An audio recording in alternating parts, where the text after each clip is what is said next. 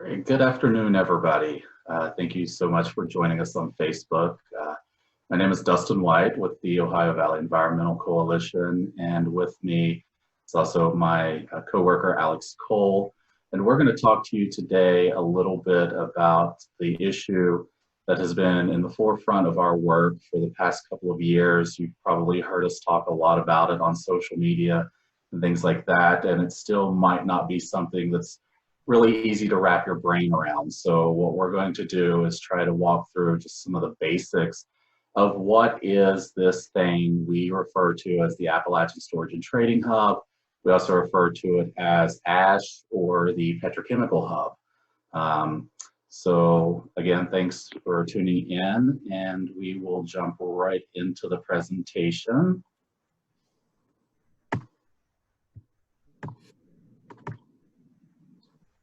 So again, this is just a basic introduction with some just brief information about what is the Appalachian Storage and Trading Hub.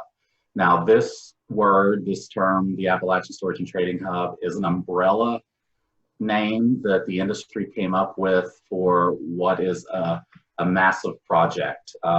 It's a very benign sounding name, so a lot of times when it pops up in media, it doesn't register to a lot of people exactly what this thing is. But it is essentially a petrochemical megaplex that they have proposed for the Ohio River Valley. And I just want to, in full disclosure in the beginning, I am in no way a scientist. I'm not a chemist or an engineer. So there's still a lot of this infrastructure that we don't completely understand how it works. But we're going to do our best to try to give you just, again, an overview of what it is they have proposed here. And again, I'll accentuate the word proposed because a lot of this infrastructure is still in kind of the idea portion of the scheme.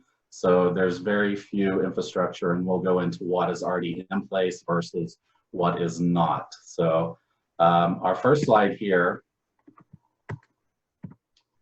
is just a basic slide to indicate just how big in miles of river this thing is as proposed.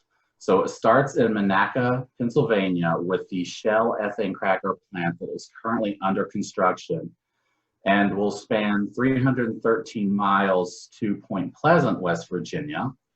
From there, it'll spur off with another 68 miles down into Charleston, down the Kanawha River, and then it'll continue down the Ohio River for 73 miles to Catlettsburg, Kentucky. So that's over 400 miles of proposed river that this infrastructure will zigzag and run along.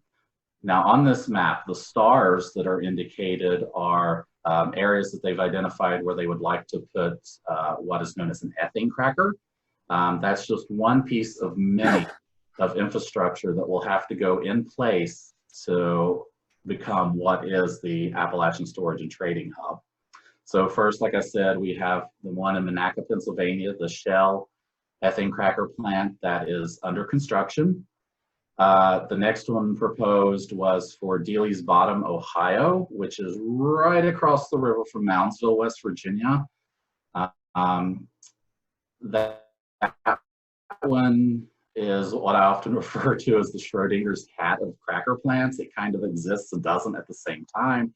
They've had a lot of holdups with that one to the point now that they have postponed the financial decision indefinitely, especially after we ride out this this market crash of the oil industry and COVID-19. So for now, that one is kind of in limbo. The next one that they had proposed is in Parkersburg, West Virginia. The company that was initially going to do that one had some financial issues and abandoned that project, and is now has that property up for sale. So we got a little bit of a retrieval for the Parkersburg cracker plant. And then the other large one that they've identified is supposed to go in somewhere around Catlettsburg, Kentucky. We have not yet heard of any potential location for that one, so we're not really sure where it goes. But those were the four large cracker plants that were planned, with some additional smaller ones that they've discussed going in the region as well. So for our next slide, this slide, it's fairly outdated now. It was never completely filled in by the industry, but this slide essentially showed the natural gas liquids infrastructure that already existed along the Ohio River, in the Ohio River Valley. I mainly use this slide to indicate just how many counties that is set to be impacted by this infrastructure. And by that, I mean they'll be touched by either some type of refinery, cracker plant, pipeline, additional fracking infrastructure that goes in place. Fracking is a key component to this because that's where they get their feedstock for all of this.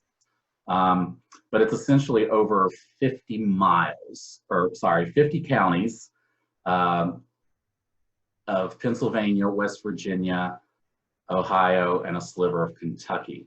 So in the next slide is the other important infrastructure related to this, and that is underground storage.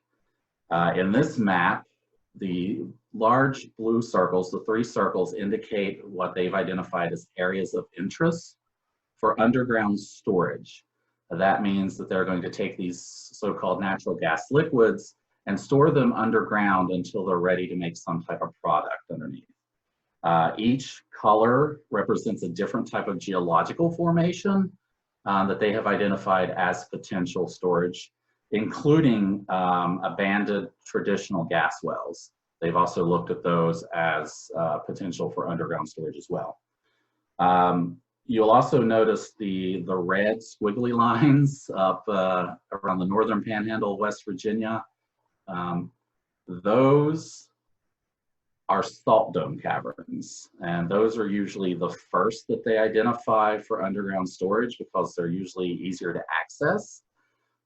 You will see in the middle circle, the red circle inside that, that is the site that they have proposed for the first of the underground storage, which is the Mountaineer storage facility in Monroe County, Ohio. As you see, according to this map, that cavern runs underneath the Ohio River, which in itself, the underground storage has the potential to have a lot of issues. Now, I want to make note right now, the Ohio River, for as large as it is also the drinking water source of 5 million people. So they are essentially building this infrastructure upstream for 5 million people. And the pollution from this is going to be 2-pronged. So you're going to have air pollution, and in our region, the air typically moves from the south to the northeast. So that means everything northeast of this infrastructure is going to get air pollution, and then all the water pollution is going to go down the Ohio River. So it's going to impact people on a large scale as well. For instance, the PTT cracker plants, should it be built, the city of Moundsville, because of the way that the river bends, will get all of the air pollution first. So that's a very major concern here. Also, our area is unique for these things called air inversions. So what that is essentially is changes in air temperature can actually push air down into a valley and trap it there for quite some time. I don't know if you've ever been on a camping trip or seen smoke coming from a chimney and it kind of lingers low on in the valley. That is an air inversion. We see it a lot with fog as well. And that has great risks. There's an incident in Donora, Pennsylvania, where an air inversion, massive air inversion happened, and it killed several people and made others very, very ill. So it is a potential for something that can happen here. The next slide here really shows you what it is that they're doing here. And this is kind of the production stream. So it starts out, first they have to frack. So when they frack, what we refer to as dry gas and wet gas, which is the natural gas liquids, come up all together. They are then piped to a processing plant. Sometimes they're called a cryo facility, where the dry gas, the methane, is separated from the liquids. So the methane would continue down its own product stream, and then the liquids continue on to a fractionator, where they are broken down into their individual components, which are things like ethane, butane, propane, isobutane, and a few others. One of the key ones that they're looking for here in our region is the ethane. From then, those liquids would either go to additional refineries, which will make other petrochemicals, pharmaceuticals, and other household products. It will also go into storage, so there's the underground storage that I mentioned earlier, or it'll be exported. So a lot of this is set to be exported. Now the ethane will continue on to one of these ethane crackers that I mentioned before, and those are take the ethane and turn it into ethylene, which create these plastic, they're often referred to as Nurdles, and I have a photo I'll show you of what those are exactly. Another benign sounding name for something that is absolutely not, but they make these little plastic pellets called Nurdles, which is the building blocks to all plastic.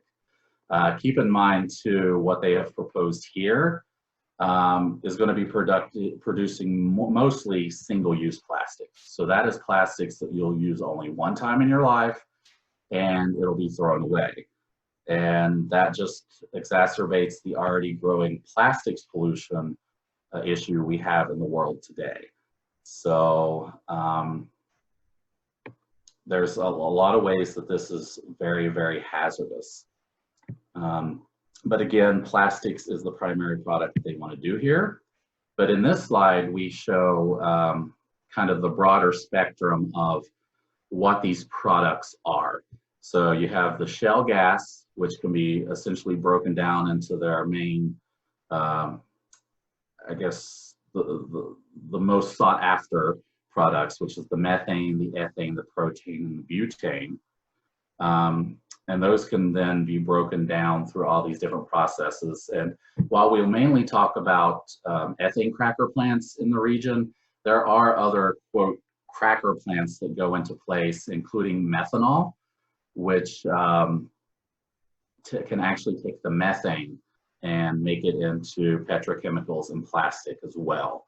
So, you know, there's a lot of different heads to this monster, so to speak.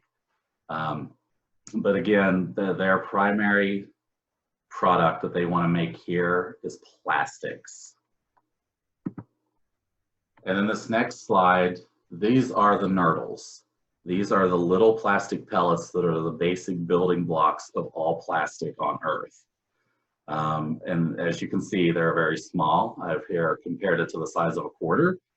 So you can imagine, like the liquids and chemicals that come from these places, the Nurdles aren't going to stay where they put them as well. And in other places where they do this type of manufacturing, the Nurdles end up in waterways. They're found in aquatic life. So they in themselves are also an environmental hazard. So in this photograph, you know, we often don't really talk about how West Virginia has been a major player in chemical production, but it has historically been one of our top producing fossil fuel industries here. So this map really kind of shows you, in terms of just West Virginia, where a lot of these products have historically taken place, especially up in Parkersburg, where some of you may be familiar with Teflon, the C8, and the poisoning that took place up there. That's where that was manufactured. And most recently, folks may be familiar with the MCHM chemical spill that happened in Charleston, where a petrochemical used by the coal industry escaped its holding tanks and got into the public water system of 9 counties and 300,000 people. So even with the history of petrochem that we have had here, there is still a long history of, and that's just to you know, two examples, but there has been a long history of petrochemical disasters here in West Virginia as well. So why, for the love of God, they want to build something like this when we know that it's not a matter of if, but when something goes wrong, what type of situation we're going to be in. So I'm going to stop here, and I'm going to kick it over to Alex, who is going to give us a Google Earth tour of basically down the river where a lot of this infrastructure is proposed. So Alex. All right, let me get Google Earth up here. That seems to be working. Yeah, this is a map that I've been working on just to get everything straight in my head as things have developed in the Appalachian Storage Hub category. And as Dustin pointed out, we have a long history of chemical industry here. I grew up on the Canal River, which is known as Chemical Valley.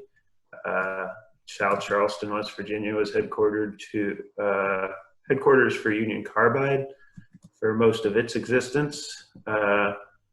And I'm just going to zoom right in here and start off with Matrix.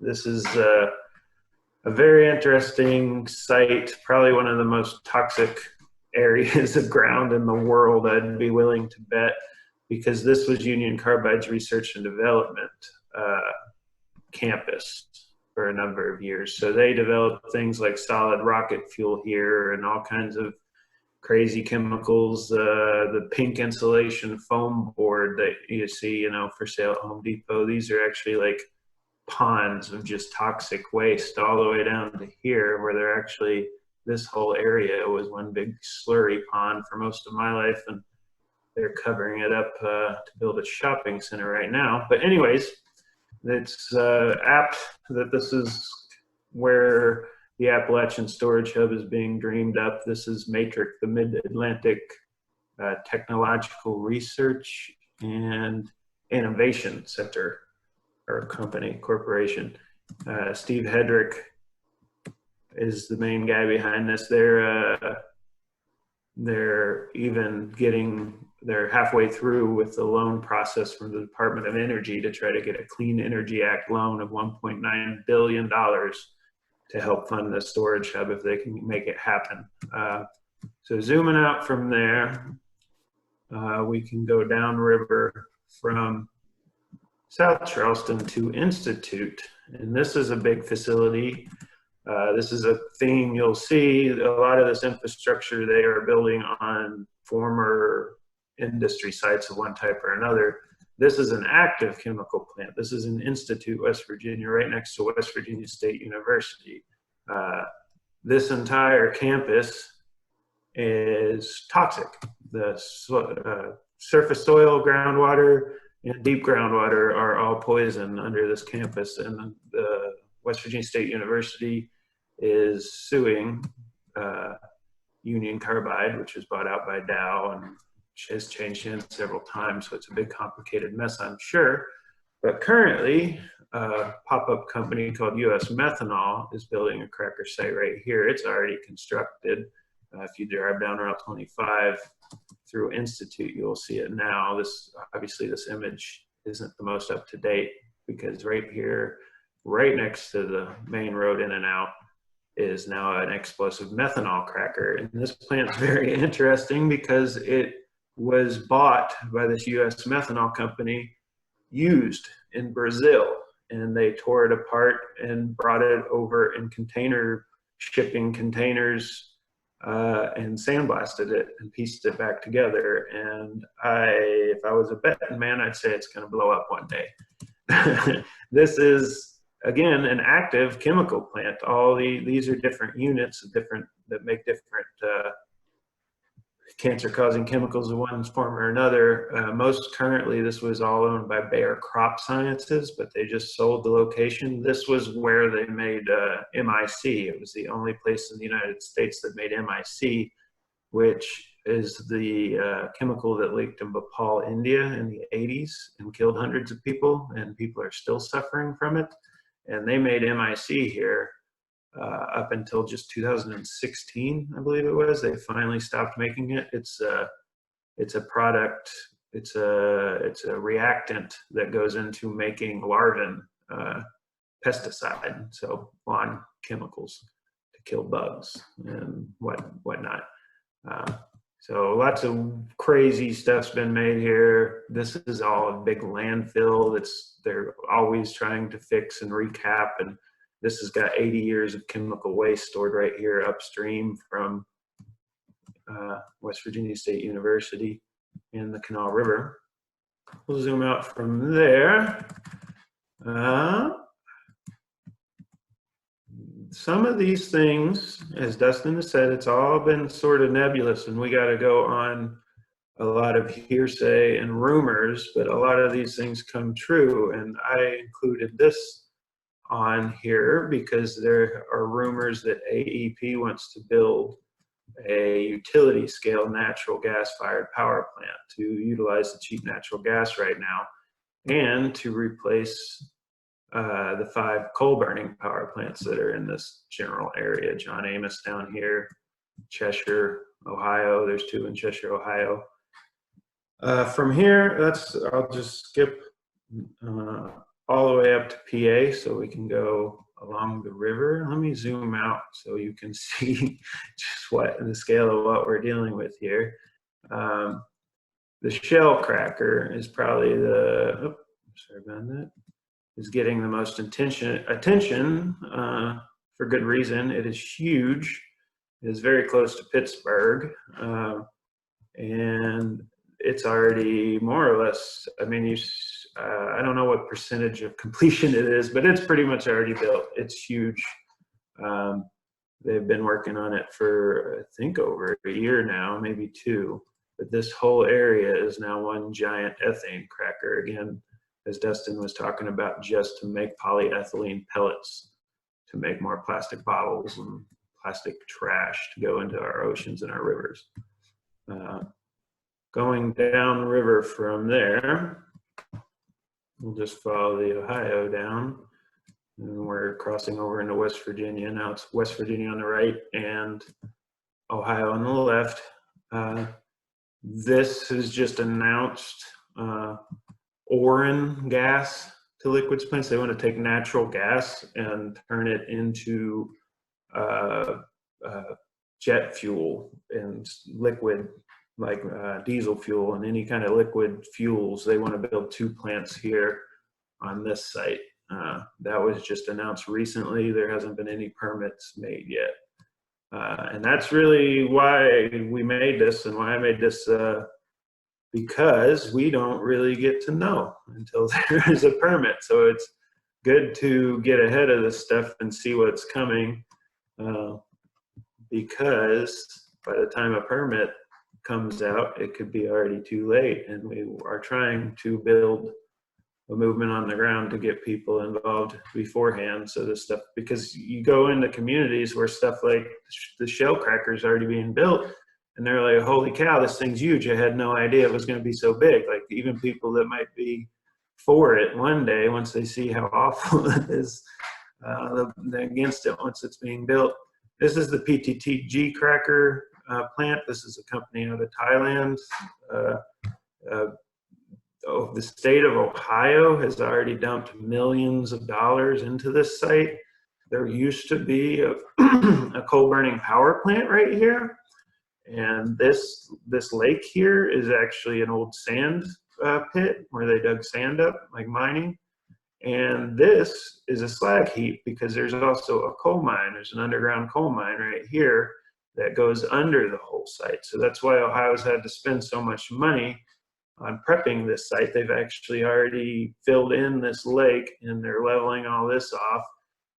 So millions of Ohioans' dollars through Jobs Ohio that could have been spent on anything else has gone into just cleaning up industrial waste at this site and stabilizing this site so they can build more industrial waste on top. So waste all the way around. But as Dustin pointed out, look how close Moundsville is. I'm also just worried about the bridge. If there was any kind of explosion or accident, as we know there often are, that's the only way across the river right there for quite a ways. Just across from that is a fractionator. Dustin talked about what fractionators do. This is already an existing one, but it is scaling up. On down. This is the Mountaineer storage facility site. Again, on a brownfield, there was a mine here. This is a big mountaintop removal type mine, and this is the valley fill. But this is where they intend to store the ethane in a salt cavern under the river. And the majority of the salt formation is actually on the West Virginia side of the river. It was one of those red circles on that map Dustin showed.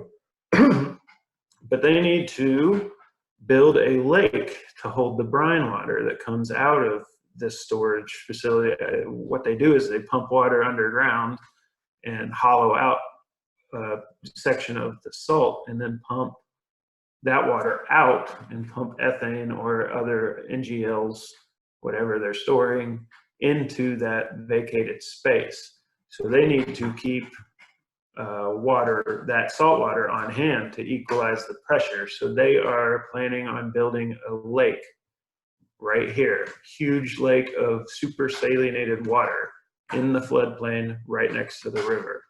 And what could go wrong? That's kind of something I say quite a bit with this stuff.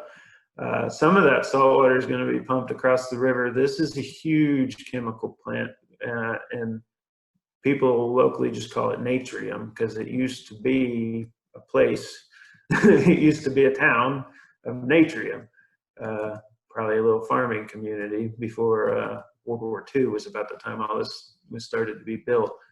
Westlake Chemical plans on taking some of that salt from that Mountaineer storage facility and making chlorine products here. And look at this. This is all chemical plants from one end to the other. This whole bottom here is all chemical plants. And this is included because that Westlake will be expanding if the Mountaineer is built, and this Blue Racer midstream is a fractionator like Dustin was talking about, how they work. This is one big fractionator, and it is already expanded out into this area. This was crazy, eye-opening experience for me because, as you can see, there are two fractionators there, and they just built this third one. They're permitted as separate facilities. In the state of West Virginia, the DEP, the Department of Environmental Protection, does not look at cumulative effects. So they permitted this as three minor sources of pollution, even though if you put them all three together, which they are together, it's a major source of pollution. So there's just all these little loopholes in the bureaucratic trickery that can happen here.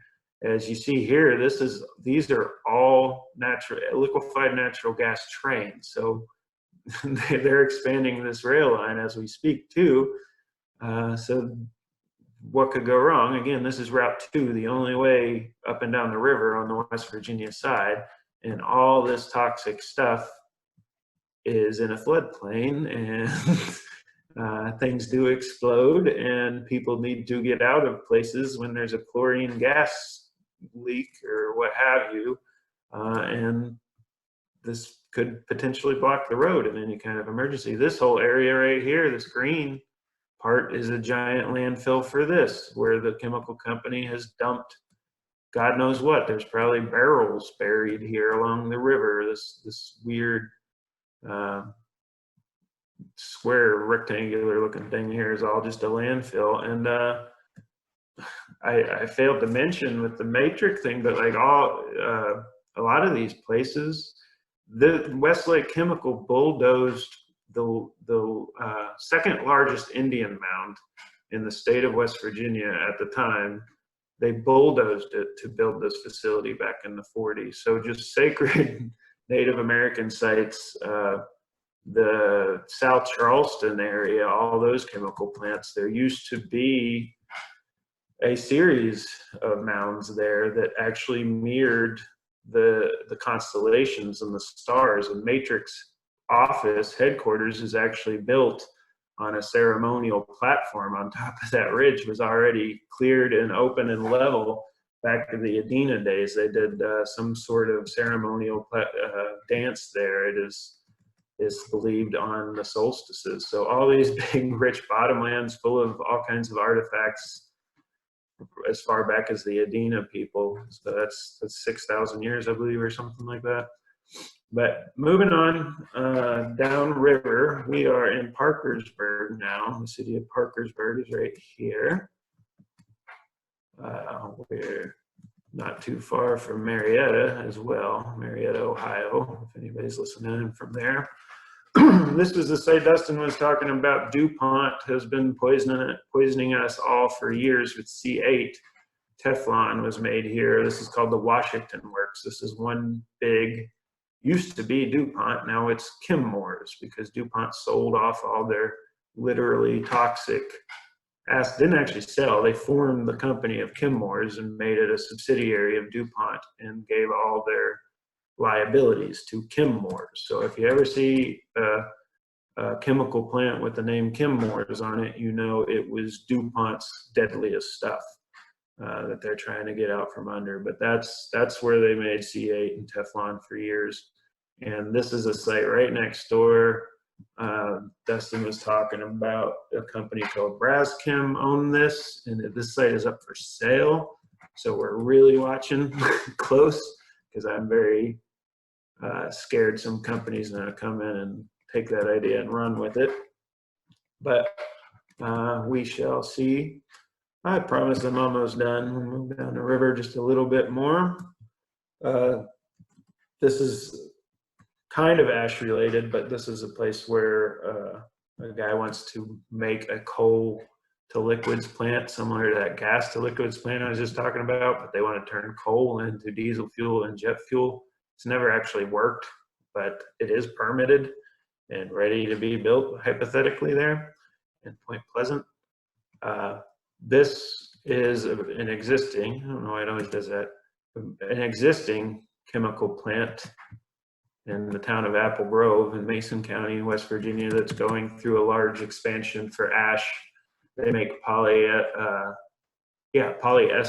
fiber here, and they intend to make a lot more of it. They're talking about actually expanding this and moving the road. They're trying to get the state to move this road so that they can take over this whole bottomland here. That's a company out of Taiwan, Far Eastern New Century. And that's a big part of this too, is just all these companies are foreign owned, and all this money, all this profit is going to leave this area just like it did with the coal and everything else.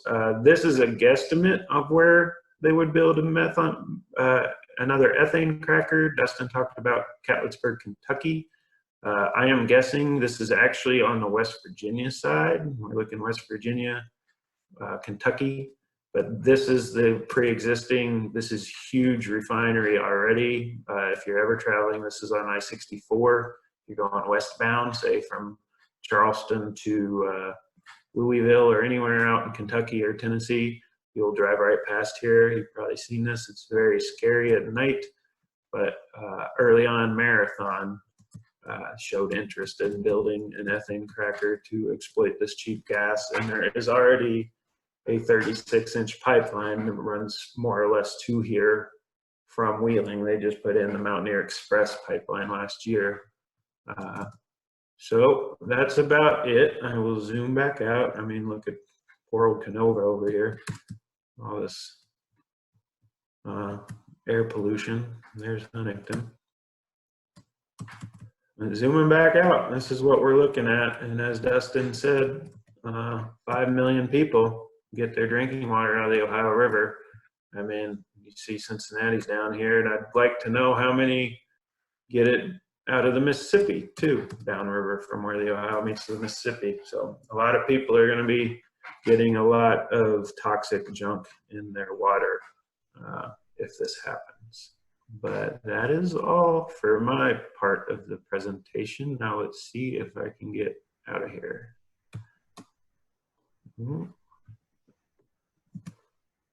Dustin? All right, thanks so much, Alex. And again, you know, he did, excuse me, more or less an overview of some of the areas that we kind of know that is going in place for the Appalachian Storage and Trading Hub. But again, back to the map, there's a lot of areas that we just did not cover on that Google Earth tour. So, you know, there's a lot of facilities that are already in place that might actually just expand if they build this. I know that there was a question earlier, and I believe it was already answered in the chat, but question was, how close is the U.S. methanol cracker from West Virginia State University, which also mentioned that that is a historical black college. It's basically within walking distance. I would be surprised if it was about a mile or less. You can actually see the college from U.S. methanol. So it is extremely close. It's also very important to point out that Institute is an environmental racism and environmental justice community, and always has been for decades. So those folks there have been living with this for, you know, decades on end, and they just want to make it worse. After it had gotten a little bit better, you know, when petrochemicals kind of went away a little bit in the past, and then they moved, you know, a lot of the production down south, which we'll talk about just in a moment. But yeah, the area of South Charleston, and especially Institute, which is a large population of color, has just been hammered with this toxic pollution for decades. And we talk a lot about like what the impacts are going to be,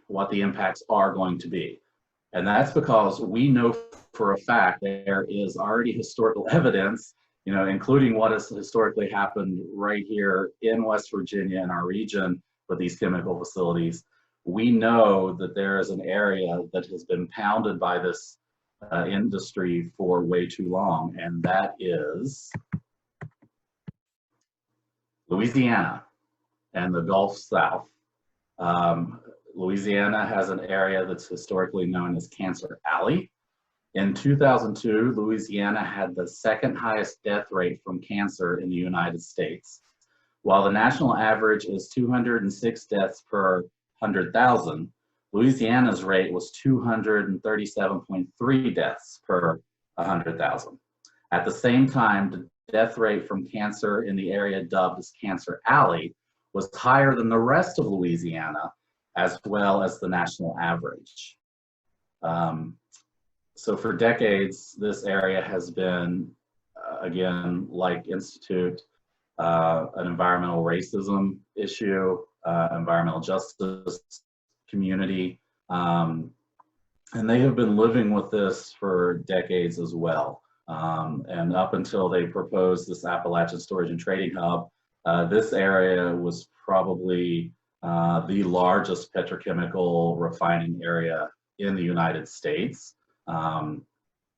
And their infrastructure is also a lot more spread out. They do a lot of the refining in what is known Cancer Alley, but a lot of the storage takes place in other areas like Texas and areas like that. So in this next one, we get a really good indication of what is the industrial corridor, as they like to name it. It sounds a little bit better than Cancer Alley, but people are dying there. So it's an 85-mile stretch of the Mississippi River between Baton Rouge and New Orleans, with over 140 petrochemical refineries. So within an 85-mile stretch, there are 140 petrochemical refineries. And again, the majority of what is also being manufactured down there is plastics, along with the secondhand petrochemicals. This is an image taken out of a book called Petrochemical America. It doesn't show up quite as well on a slide, but this is just to show folks exactly how how compact these petrochemical refineries are. The black line being the Mississippi River, and you can see all the different little company logos with also a lot of the things that they manufacture, a lot of the petrochemicals. I often tell people here, you know, if you thought MCHM, methyl cyclohexane methanol, was hard to say, you should take a really good look at this map. And they often say the harder it is to pronounce, the more toxic it is. And then this next, this is why we're extremely concerned about the underground storage as well. This is the Bayou Corne sinkhole. The Bayou Corne sinkhole was created from a collapsed underground salt cavern storing butane, operated by Texas Brine Company and owned by Occidental Petroleum. The sinkhole, located in northern Assumption Parish, Louisiana, was discovered on August 3rd, 2012, and 350 nearby residents were advised to evacuate. When the sinkhole first appeared, it spanned 2.5 acres. By 2016, it had reached 34 acres. 4 years after the sinkhole was discovered and the evacuation order was lifted, some of the residents returned, many were bought out. Now, imagine a 36-inch or a 34-acre sinkhole opening up under the Ohio River. That's just one of the many things that they're gambling with here. There's also going to be fumes that come off of these things. I've talked to so many experts who say all of this infrastructure will leak at some point.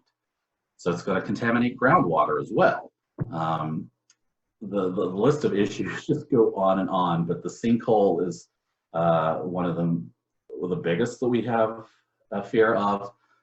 You can also Google areas like Mount Bellevue, Texas, where they do a lot of underground storage there as well, and they have had a long history of incidents too. And this next one, we are talking about, you know, just what are the cancer risks? So in this image, the EPA's National Air Toxic Assessment Map, released in 2015, marked census tracts with a greater than 100 in a million airborne cancer risks in red. One cluster of noticeable red on the map in St. John the Baptist Parish, Louisiana, that is the heart of the petrochemical refinery area known as Cancer Alley. In fact, the top areas of risk in the entire country, and 7 of the top 10 are in St. John Parish. All around a single source, the DuPont Dinka plant. If 1 in a million is the goal, the neighborhood closest to the plant is 800 times riskier for cancer exposure over a lifetime. The census tract just east of the chloroforine plant has a risk of almost 500 in a million. Another to the north of the plant is almost 400.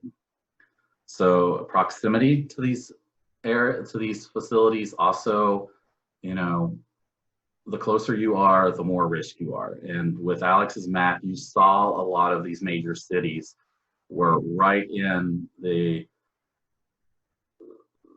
air pollution radius of a lot of these sites. So, you know, there's a lot of risks here. And again, why they are proposing this is beyond us. We know that it's toxic, and we know that it's toxic from hearing the stories of the people who have dealt with it in the Gulf.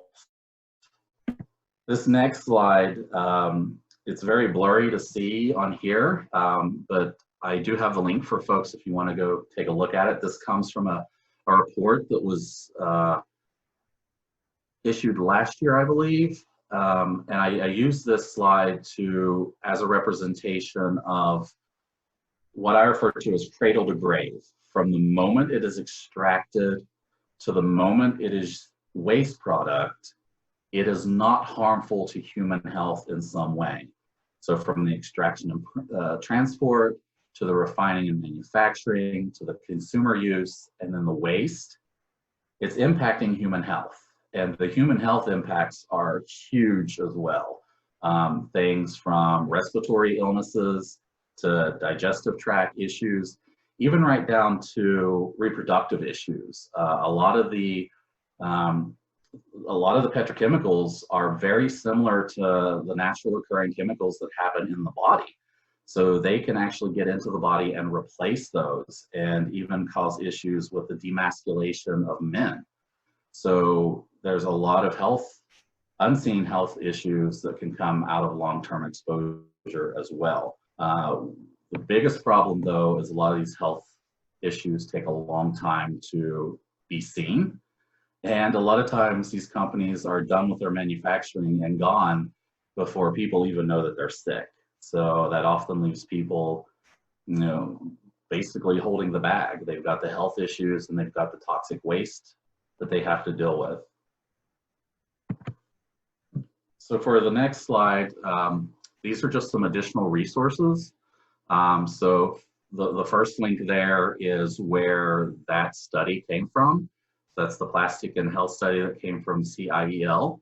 So you can go to that link and view that study. You can look at the large study or you can look at the summary. They also have a follow-up that is not on this listed, but you can find also on their website about plastic and climate change, which is another issue we really didn't dive into in this presentation. But a lot of the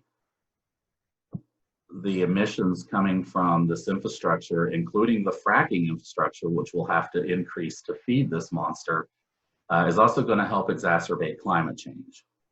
The second link here is our website. We have a page where we have been trying to collect as much information on the Appalachian Storage and Trading Hub as possible.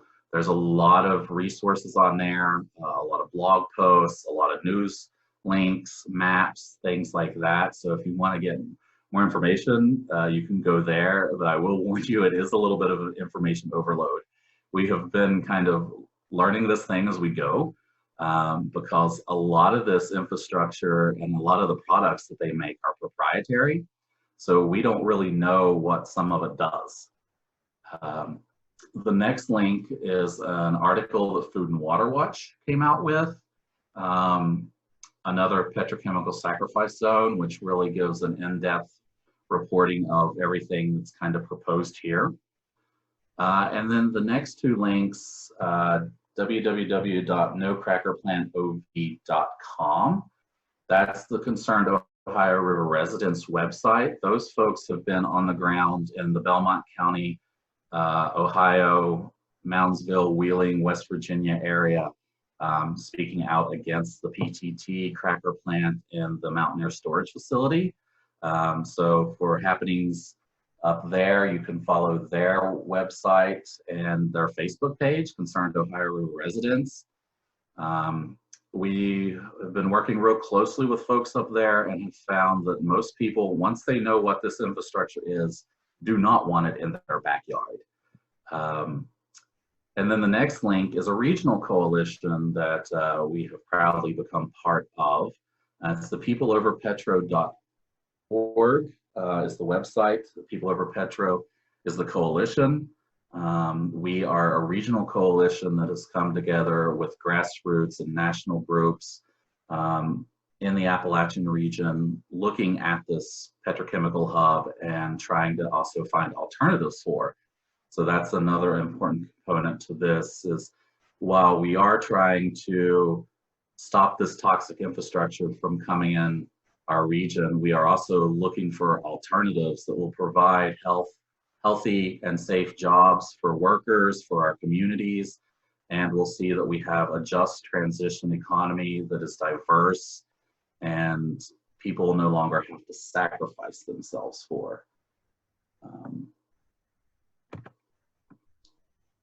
So here we are the Ohio Valley Environmental Coalition, located in Huntington, West Virginia, which Huntington is one of the cities that gets its drinking water from the Ohio River. So we are downstream.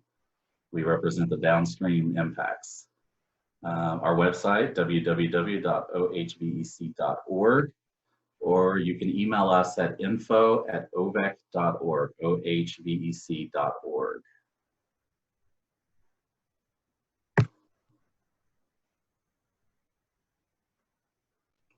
All right, so that kind of concludes our presentation. I kind of open the floor now for any questions that folks might have, and we'll do our best to answer that. So do we have any questions?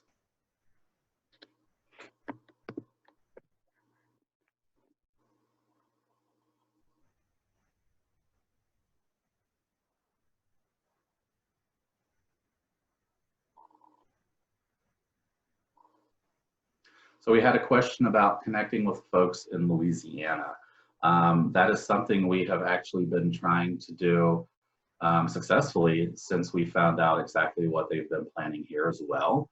Because while they do want to build here, they also want to expand what is already down in the Gulf as well. So they're still just being hammered. So we have had some contacts with folks down in the Gulf South, including the Louisiana Bucket Brigade, and where we've been sharing information with each other from day one, more or less. So, and you can't talk about the petrochemical complex here without talking about what has happened in the Gulf South. Those folks have been in it for the long run. They have all the knowledge that we have to, look to them for guidance for a lot of this. So for those down there that we have worked with closely and those we haven't yet, we still really are impressed with the work that they've done down there, and hopefully we can connect more. And it's not just a NIMBY issue. We're moving away from not in my backyard to nope, not on planet Earth.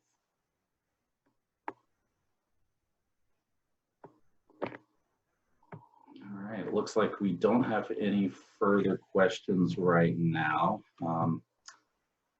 So is there anything in closing, Alex, you would like to say?